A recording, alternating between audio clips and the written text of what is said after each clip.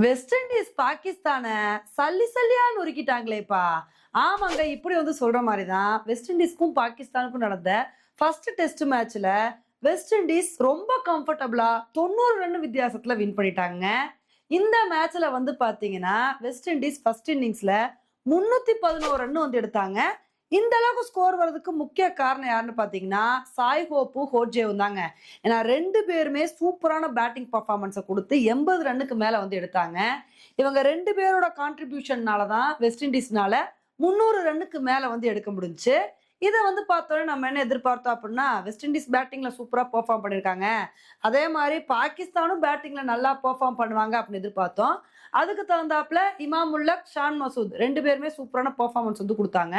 இல்ல Shawn Masood century அடிச்சு அசத்தினாரு. பாகிஸ்தானும் பேட்டிங்ல நல்ல நிலைமையில தாங்க வந்திருந்தாங்க. 244 ரன்னுக்கு 4 விக்கெட் தான் போயிருந்துச்சு. இதே மாதிரி பேட்டிங் பர்ஃபார்மன்ஸ் கொடுத்தா இவங்களும் ஈஸியா 300 ரன்னுக்கு மேல எடுத்துருவாங்க, வெஸ்ட் இண்டீஸை விட நல்ல ஸ்கோர் எடுத்து இவங்க தான் லீட் எடுப்பாங்க அப்படின்னு எதிர்பார்த்தோம். அப்பதாங்க பாகிஸ்தானுக்கு ஏமானா ஜஸ்டின் கிரீஸ் வந்தாரு. வந்த மனுஷன் நல்லா விளையாண்டுட்டு இருந்த ஷான் மசூதை போல்ட் ஆக்கிட்டாரு. அதோட நிறுத்தாம அடுத்து கண்டினியூஸா ஒவ்வொரு ஓவர்லயும் விக்கெட் எடுத்து அடுத்து அவர் பவுலிங் போட்ட 5 ஓவர்லயும் ஒவ்வொரு விக்கெட்னு சொல்லிட்டு 5 விக்கெட் எடுத்துட்டாருங்க. இது மட்டும் இல்லாம அந்த 5 ஓவர்ல அவர் ஒரு ரன்னு கூட விட்டு கொடுக்கல. எல்லா ஓவரையுமே மெய்டன் ஓவரா போட்டுட்டாரு. இதனால பாத்தீங்கன்னா பாகிஸ்தானால ஒண்ணுமே பண்ண முடியல. பாகிஸ்தான் பேட்ஸ்மேன்ஸ் அடுத்தடுத்து அவுட் ஆயிட்டாங்க. இதனால ஃபர்ஸ்ட் இன்னிங்ஸ்ல பாகிஸ்தானால 282 ரன் மட்டும் தான் எடுக்க முடிஞ்சுச்சு. அதுக்கப்புறம் வெஸ்ட் இண்டீஸ் செகண்ட் இன்னிங்ஸ்ல 181 ரன் தான் எடுத்தாங்க.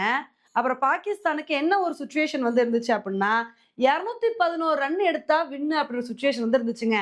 இதை பார்த்தோன்னே நம்ம என்ன எதிர்பார்த்தோம், 211 ரன் எடுக்கிறதெல்லாம் பெரிய விஷயமா, ஃபர்ஸ்ட் இன்னிங்ஸ்ல அவங்க நல்ல பேட்டிங் தான் பண்ணியிருக்காங்க, அதனால ஈஸியா பாத்தீங்கன்னா 211 ரன் எடுத்து இந்த மேட்சை வின் பண்ண வாய்ப்பு இருக்கு அப்படின்னு தாங்க எதிர்பார்த்தோம். அப்பதாங்க நடந்ததே வேற. செகண்ட் இன்னிங்ஸ்ல பாபர் அசாம் மட்டும்தான் நல்ல ஒரு பேட்டிங் பர்ஃபார்மன்ஸை கொடுத்து ஹாஃப் செஞ்சுரி அடிச்சு அசத்தினாரு. ஆனா அவர் கூட மற்ற பேட்ஸ்மேன்ஸ் யாருமே சப்போர்ட் பண்ணல. எல்லா பேட்ஸ்மேன்ஸுமே வர அவுட் ஆக அப்படின்னு சொல்லிட்டு கிளம்பிட்டாங்க. அதுலயும் செகண்ட் இன்னிங்ஸ்ல பாகிஸ்தானுக்கு எமனா இருந்தது யாருன்னு பாத்தீங்கன்னா ஜேடன் சில்ஸுங்க.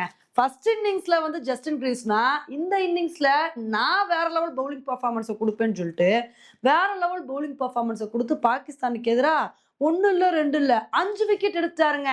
இதனால பாகிஸ்தானால ஒண்ணுமே பண்ண முடியல. பாபர் அசாம் மட்டும் கடைசி வரைக்கும் போராடினாரு. அவருக்கு சப்போர்ட் பண்ண யாருமே இல்லாதனால பாகிஸ்தான் செகண்ட் இன்னிங்ஸ்ல வெறும் 120 ரன்னுக்கே ஆல் அவுட் ஆயிட்டாங்க.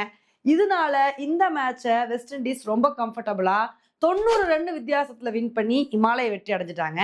இப்ப இந்த மேட்சை வெஸ்ட் இண்டீஸ் வின் பண்ணது மூலமா இந்த டெஸ்ட் சீரீஸ்ல 1-0 அப்படின்ற அடிப்படையில வெஸ்ட் இண்டீஸ் முன்னிலையில வந்திருக்காங்க.